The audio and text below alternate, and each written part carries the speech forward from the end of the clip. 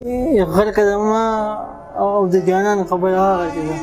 خلق زما او د جانان خبره هغه ده. د شوګیرو او د هجران خبره هغه ده.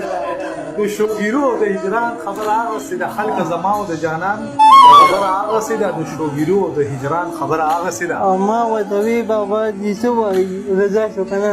ما ورته وی بابا دې څه وایي رضا شو کنه. هغې وی نه کنه قربان خبره وړی مې نه دی زرګر له زما جیب کې پروت دی. وړی مې نه دی لا زرګر له زما جیب کې پروت دی. ستا د ټوټې ټوټې پېژمان خبره او مجیب صاحب وایي